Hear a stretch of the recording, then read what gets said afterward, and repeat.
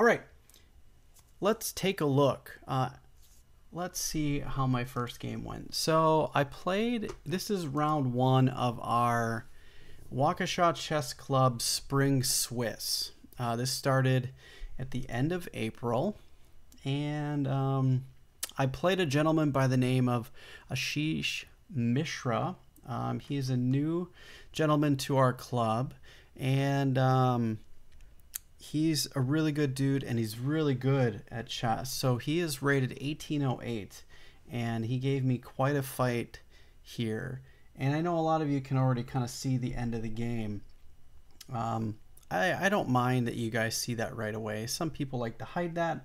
I don't. We're going to go over it together. So I played a French, and he chose, here is really where the main branches are. A lot of times a knight will come here or here. No. Or we'll get a take. So there's four main responses, and the response that he went with was the advance. He did talk to me afterwards that he thinks the advance is the best way to respond. If you look at a lot of Grandmaster games, specifically Botvinnik and some of the older world champions, they were playing winnowers and Tarrasch. So things have changed in the last century or so with the French and how people are playing it. The advance seems to be the most popular move. And if we go back and take a look at the book lines, chess opening book, you can see it here. So actually these are just my book openings and how many have been played. So this doesn't really help me that much. So this is only my chess base for my game. So if I look at my opening book, this is what has been played. So I've gotten about 50% types of games.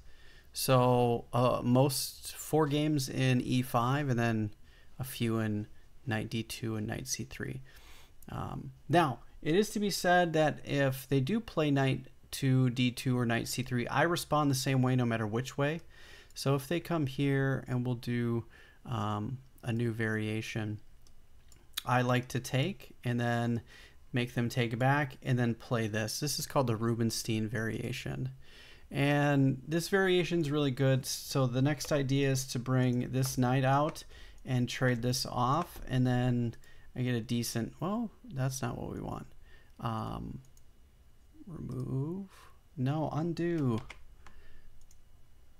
delete. Whoops, I deleted that whole thing. That's okay. The idea is to trade that knight off, and you get a pretty decent game within. So, but he played an advance, and I'm familiar with the advance, so my next few moves are not obvious as a French player. So this is something that you have to learn. A lot of times people will play c5 and then knight to c6 right away. And that's typically how a lot of people will play. Now, I have found a different line that seems to benefit the black side in the advanced French a lot more. So anybody who's ever played the French knows that the French bishop is the problem piece. And this always comes into a problem. So the key is to try to figure out how to get rid of this particular piece. How do we deal with that? So as you're going to see in this game, I found a way to be able to do that. And I learned this through the course Mastering the French by N.M. Tillis. And I like this way a lot. It's actually really good, and I feel like it kind of solves a lot of the problems with the French bishop. So the idea is to try to trade that thing off for their light squared bishop. And if worst case scenario you can't, try to trade it off for this knight, this queenside knight. So normal development, knight to f3, and then I bring my other knight in. And some of you would say, well, why do you do that? You're blocking your knight's development. It's actually necessary, and you'll see why in the next few moves. The idea is that we're going to push b6 and then get our bishop here and try to trade that thing off. Well, we can't really do that if our knight, if this queenside knight is up here and this one's back over here. So the idea is that I can still guard this side of my king side or queen side, push this, and then be able to trade on a6. That's kind of the idea. And that's kind of exactly what happens here. So he was quick to develop his bishop, which is good for me because now he's going to lose a tempo. He doesn't have to lose a tempo now, but he will. So the idea is he has to take my bishop, or I'm going to take his, and then his queen's going to be on an awkward square. It's not super awkward, and it's pretty common for the queen to end up there. But if you don't want your queen there, there's nothing you can really do, because on my next move, I'm going to take your bishop, like right here. And if they move their bishop, let's say up here or back here, wherever they might move it, you know, then I have a discovery on the rook. So this seems a lot more solid than knight to c6, queen to b6. I'll make sure to try this pretty soon. Yeah, this is a really nice way to play. Now, if you go back and you look at these types of lines, you could also try to do queen to b6 now. I don't like not any, but I don't like a majority of the queen to b6 lines as a whole. Just because the other idea is to try to fight for this d4 pawn. When you bring your queen here, you're lining everything up. So a lot of the times when you go back, the idea is to play here, bring your knight here so you can attack the pawn. And then you've got all of these pieces just piling up on the pawn. Now I play a little bit differently, and I try to play for trading off the light squared bishop because it typically becomes the problem piece all the time in the French. And this piece ends up rarely ever getting into the game. It gets kind of stuffed. So with this way of playing, it's very solid and it's a little bit easier to trade your piece off. So now we have solved our problem with our light squared bishop. We've traded off our bad bishop for their good bishop. You know, their good bishop is not hindered by any of the pawns, but mine was. So their particular piece is now good to go.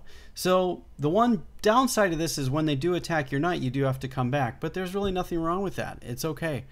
This is perfectly fine. And we've solved one of our problems. So now the next problem is to try to get castled and to kind of continue on from there. So if you look at the pawn structure, a lot of the idea here is white wants to play where the pawns are pointing, which is on the king side, and black wants to play on the queen side, which is where all their pawns are pointing. So we have all this space over here. This is all mine. You know, if you look at all these, this is all my territory, okay? Now, if you look at white's territory, they've got all this territory. So this is how you kind of can divide the board up and look at it like that. So white wants to play on the queen side, white wants to play on the king side, and black wants to play on the queen side. So normal developing moves. Now what I should have done here is I wasn't sure if I wanted to castle king side because these pieces become very, not so much there, but all of these pieces get into the mix very fast. And I wasn't sure I wanted to castle king side. So I developed here with the idea of possibly castling queen side and then expanding only on the queen side. Now, I had only been playing the French for about 6 months or so when I played this game. And I understand the basic ideas in the beginning into the middle game. One thing that I'm still struggling with is playing the middle game and what plans I have. So now that I've solved my problem, I kind of want to keep playing on the queen side, but I don't know what a lot of the middle game plans are, because I only get a few advance, and then I only get a few Terrace and exchange. I had a lot of exchange online, so it's a completely different game when they exchange. So I hadn't had a lot of advanced variations. I've only had like you saw in my database, I only had 4. So I'm still not familiar with all the plans at this point. So I'm kind of already out of my preparation at this point in the game. So this is kind of new territory for me. And he played here. I know some of the ideas, but not all of them. And a lot of times what I end up doing is mixing the ideas up, which causes me to have more problems. So one of the ideas that I've started doing is just not studying openings at all. I'm cutting out, since this game, well, not since this game. There's a whole story here, but we'll not get into that. Main thing is I'm not really studying a lot of openings anymore. My main thing is studying tactical issues. So right here, I came up with a move that I thought was really good, because I wanted to punish him for this bad move. And I believe that this move is probably not the best move here, because it blocks in his light scored bishop. And he cannot bring the piece here now. So I thought, well, and on top of that, he cannot bring this piece back. He took a key square away from this particular piece. This piece only has 2 squares to develop to. It can go here or here. So I played g5, which is a very real threat that he has to deal with. And it's easily defendable, but you know, it's starting to cause problems. Now he has to make a concession, which he played h3, and he probably didn't want to play h3 because that mainly weakens your king side.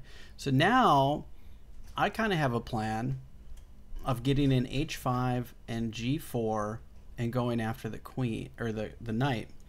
And then I've got this nice diagonal for my queen.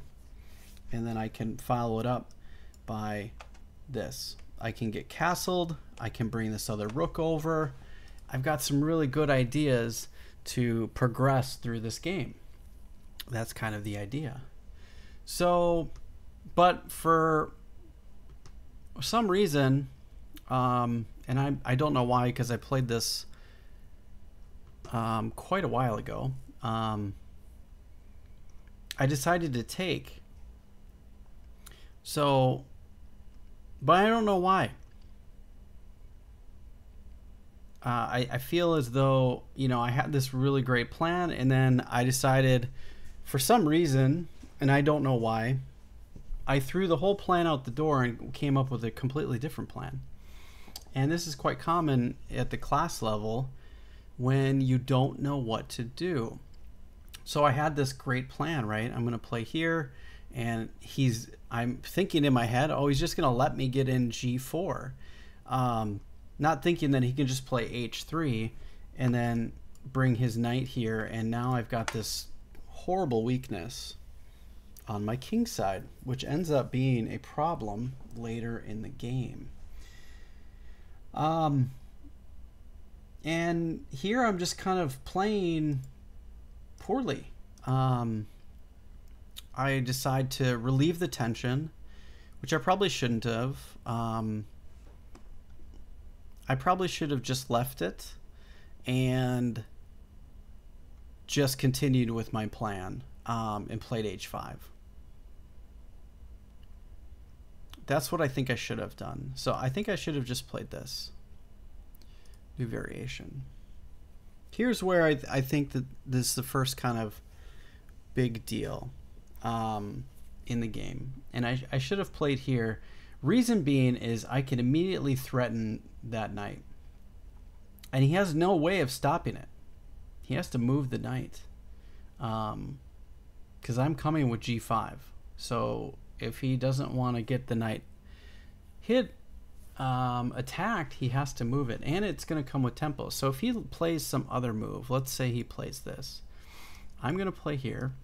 We're going to take and take. And now he's got to move his knight. And he doesn't really have any good squares for it. He's going to come back here. And then I'm going to bring my queen here. And I've got this crazy attack all of a sudden. And he doesn't really have a way to stop it. There's not a whole lot of defense here. Really difficult to deal with. So, and I'm not sure he can't allow this. So he would have to move. So he can't allow that. He has to move his knight. So the move would probably be here. And then I have to come up with the rest of my plan. But I think I'm okay. I can't play there right away because he's got 1, 2, and 3 pieces. I've only got 1. So we cannot push that forward yet because he's just going to take it. So we have to prepare a little bit. So one of the things that you have to deal with when attacking, and I just recently learned this, and I happen to forget it in this game, is this attack was probably overzealous. Because now I'm stuck. I've got these 2 pawns kind of out here that are now almost going to become a liability. And it's going to be very difficult to deal with. Now that we're here, though, I believe I can play this.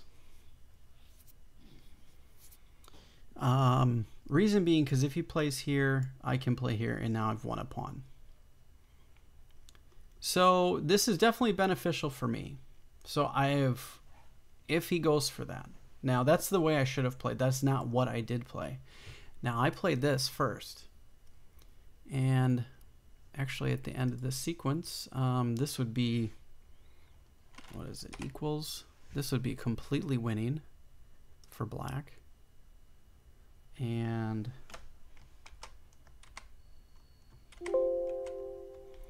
we're going to say here, no.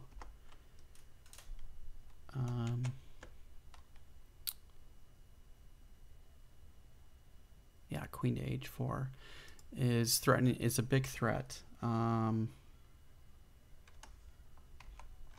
don't remember the sequence for how to annotate.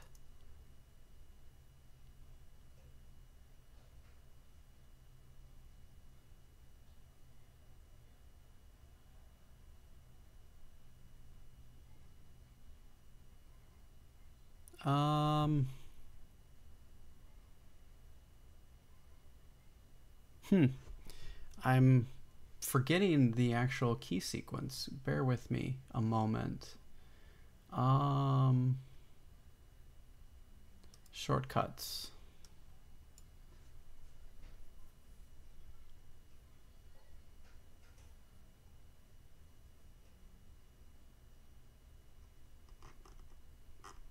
Let's go back.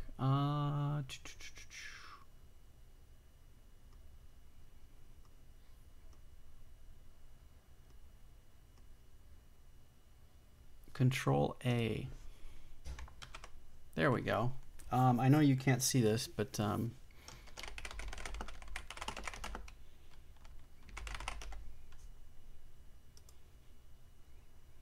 all right, so now we've gotten some annotation there. Great. Let's say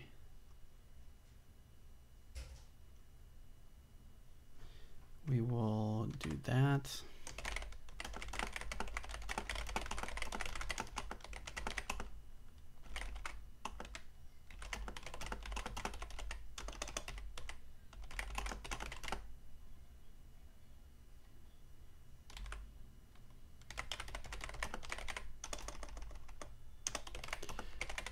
Unfamiliar with knight bd2 I believe was a mistake, so how can we punish this mistake? Okay, so we've added that.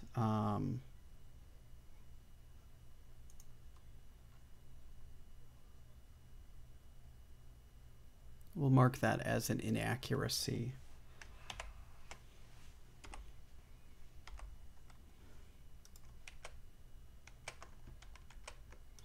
Okay, so yeah, we got a little bit of annotation here. I think we're good. So you guys can kind of get an idea.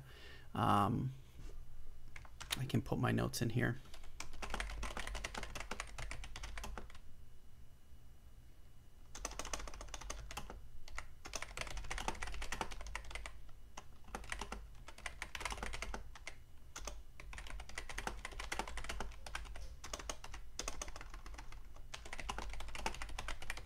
Who has limited escape squares.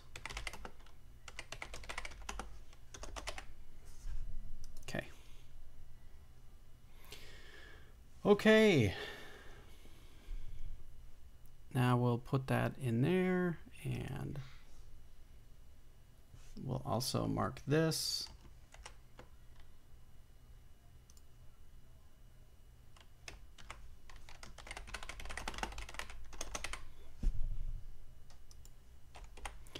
And this is slightly winning. This is probably more than slightly winning for black. Okay, so instead I kind of let off the gas, and I played C takes D, C takes D, and I've completely lost all the tension and decided from here that I was going to trade off pieces. And what I didn't see is how this would look in an endgame.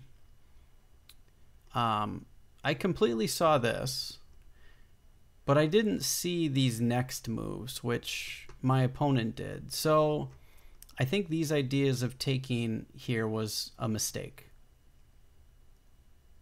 And idea being, now I'm really kind of stuck because I have this big menacing hole right here. I have no way to stop it because I have traded off my dark squared bishop, and now I have nothing but dark square weaknesses. It's really bad. And here I totally spaced and didn't see this move. I don't know why, but I've missed this. So I played this really bad move where he's now threatening checkmate in 1. So, and if I don't do something, I'm going to have to come back, and I'm not going to be able to castle. So now I'm in such big trouble because he's going to come here anyways, and the threat is he's going to come here and then have 2 attacks on this, and I can't stop it because I'm going to be in check and I have to move my king away. It's just so bad. And this is relatively simple stuff to see, and I missed it all. I didn't see it until he got his knight here, which is already too late. So now I'm floundering, and he's just coming at me, and there's little I can do to unwind. I'm trying, but he's forcing me to trade. And now if you look after these trades, my pawn structure is destroyed. My pieces are not coordinated, and I'm pretty much lost. I should have just resigned here, but I played on, hoping that I could get something out of it, but I completely fouled up the rest of the game, and I totally missed the idea of checkmate as well. So I'm stuck here anyways, and I did. So as soon as he did that and I did this, he moved here and I saw the checkmate, so I just gave it to him on the board as a show of respect. But yeah, this was a tough game, and yeah, he played really well. I think my major issue was not continuing with my attack like I should have, and then releasing this tension in the middle. That was a mistake. I should have really played h5 here and just continued on, because if you played some random errant move, this is going to be, let's promote that variation because it's better. And we get, you know, I win a pawn. That's a winning variation. This is a winning attack. So I don't think he would have played either of these things. But I feel like he would have had to play this knight h2, and then I would have won a pawn, and then we would have had a game. We would have had a decent game, and I would have been a little bit more proud of this game. But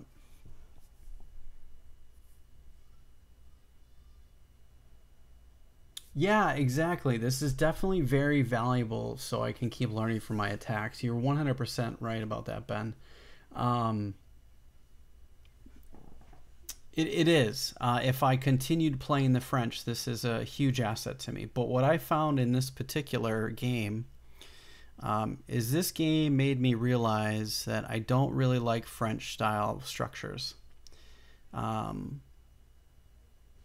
Now, maybe that's not completely true. I think I might have been a little bit hard on myself with losing this game, where it was more of a lack of understanding than saying I don't like. I think that was more of an excuse and a cop-out, saying I'm not playing the French anymore because I don't want to deal with the bishop. But I think I could still play the French and be very successful and learn from my mistakes. But yeah, I decided at this point after this game I'm not playing the French anymore. Mainly because I don't want to deal with the issues with the French bishop. And though the French is a great opening, I'm sure I know it well enough to be able to have an advantage out of the opening. And I could use it in the future if needed. Against a player that might be preparing for me against something else. So I get the ideas and concepts. I need to learn more of the middle game plans. So if I do come back to the French, that's where I'll start. But yeah, this is definitely a learning experience. And I'm on the fence. I kind of discarded this as something that I wanted to keep playing just because I was like, well, I can only beat players that are lower rated than me with the French. I can't beat players that are higher rated than me, but that's not true because the first time I started playing the French, I beat somebody that was 250 points higher than me. So I can most certainly play the French against higher rated players and do well. So I was kind of a little bit mistaken in playing this, not this, but I was a little emotional after this and made some rash decisions about my opening choices that were not so good. So the one thing that I can learn from this, and that everybody else, if you're watching this, you can learn, is that you do not necessarily have to just change your openings if there's something that you had a bad game. 1 game, 5 games, even 10 games in an opening is not enough of a set of games to really get proper information from. So do your best to keep playing the openings that you are playing with frequency so you can learn from them and become better at them and really learn from those mistakes. So my major mistake in this particular opening was, there was a few. I did not continue my attack. I let off the gas when I should have played h5 here. That was one. Actually, no, back here. I should have played h5. So I should have just continued with my attack and then traded in the center to win this pawn. That was one. And then releasing this tension was not good, and trading off my dark squared bishop was another one. After that, my game fell apart. So those were the takeaways from this. Doesn't mean the French is a bad opening. It doesn't mean that I don't like the opening. It means that I just didn't play it the right way. So I'm having to look at that objectively and really kind of be honest with yourself. If you don't like the position, you don't like the position. Now, there are a lot of positions in the French that I do not like, which is in the exchange French. So that's mainly the reason why I'm going away from it, is because I don't like exchange French. Because they lead to games I just don't like. So, all right, that was a really great game. So let's take a look at the next one.